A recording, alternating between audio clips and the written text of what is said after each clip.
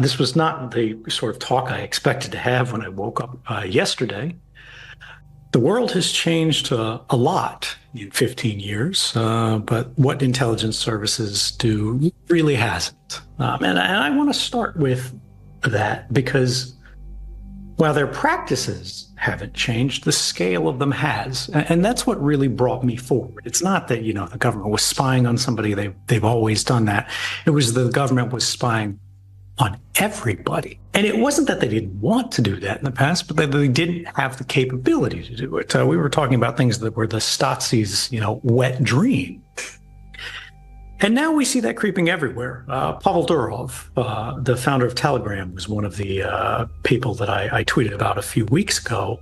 I had hoped to speak about here because I think this really emblematizes what has changed.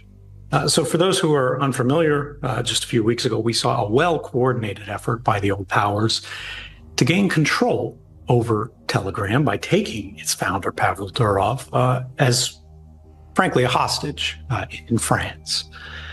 Now, they had been complaining publicly that Telegram, which is not a meaningfully secure messenger, by the way, please don't call it a secure messenger when you're describing it to your friends. It's more like a standard chat group that has DMs attached. It does have one capability to send end-to-end encrypted texts called secret chats, but almost no one uses it, right? Anyway, the state apparatus of the US and Europe had been complaining that Telegram had not been providing them enough control over its ecosystem, the ability to shut down channels at will, as they do on Facebook and everybody else, to dox their users. Now, because of some weaknesses in Telegram's design as a service, Telegram did have this ability. So the governments knew Telegram could be doing this if they wanted to, but Telegram apparently did make at least some efforts to resist demands to share this ability for what that's worth. So what happens? Durov is lured to France under whatever pretext. I think it's even public now. He's immediately tossed in the dungeon, and presto changeo, a few days later, he's out on bail, and Telegram changes its terms of service. That is the unfortunate reality of how the world works when you don't architect your service to resist state interference at the protocol level. And that's what's so special and powerful about crypto broadly, Bitcoin specifically. But, it's that kind of mentality where you design against the worst possible case to avoid the inevitable. Now, in Durov's case, I hope he gets out.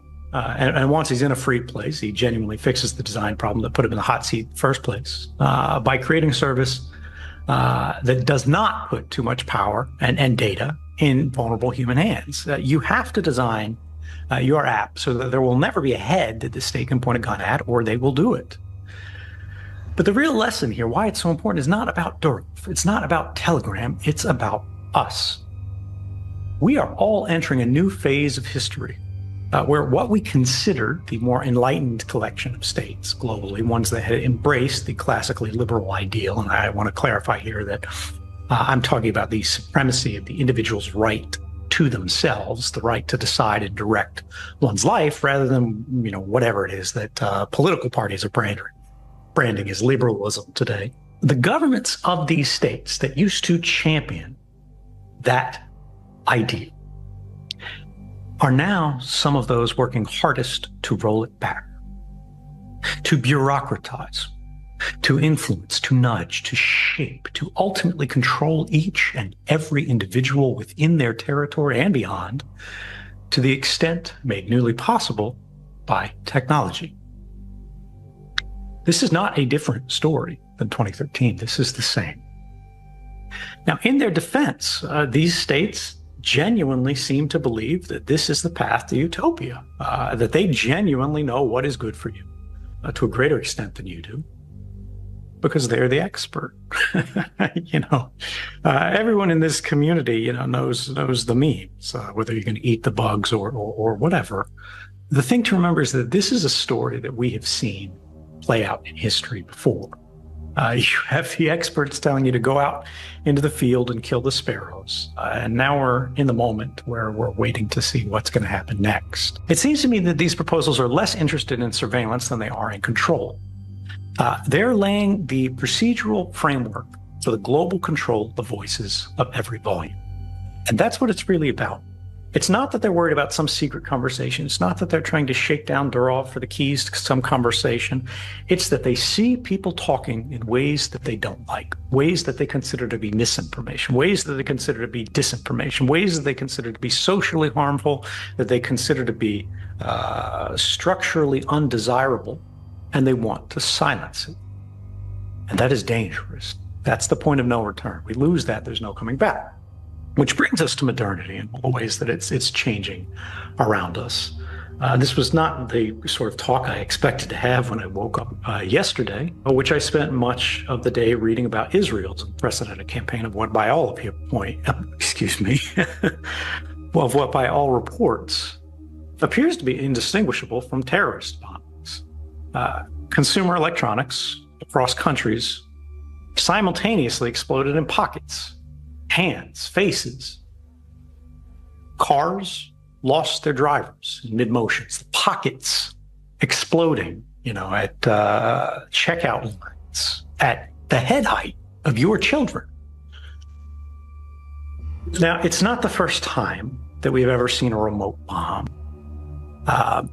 but it is the first time that we've ever seen a broadcast bombing at this scale, a message sent over public communication systems that reaches consumer electronics that are lying in wait, because this is how pagers work, right? It's not like one-to-one, these things are chiming back, they're checking in, they're phoning home.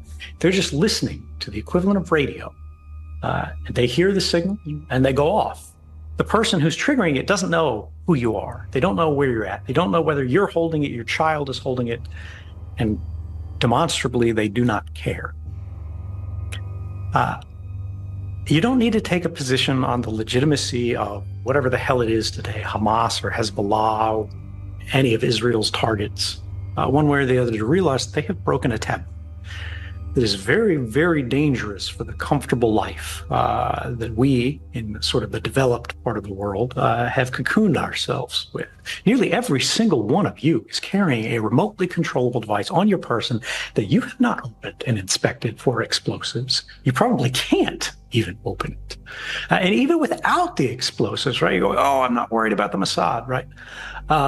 The batteries in your phone, in your laptop, in your electric car, they hold tremendous amounts of embodied energy.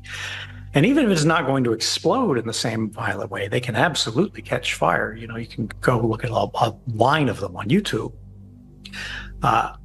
These are things that will not far in the future be able to burn your house down while you sleep as it's on the charger in the other room at the push of the button. And who would we blame, right? It wasn't China that started this. And this brings me to the last thing, which is the rejection of our traditions by some in our community. I saw this recently, and I don't want to be unfair to 𝗙lr, but be contrary to his point here, because I haven't followed it closely.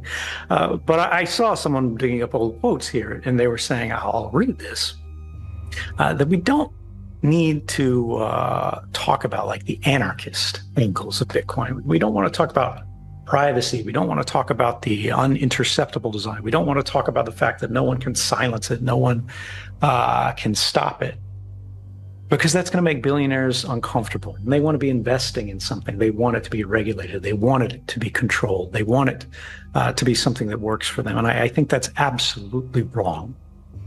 We need to talk about the rules and values of the system, the crypto part of cryptocurrency.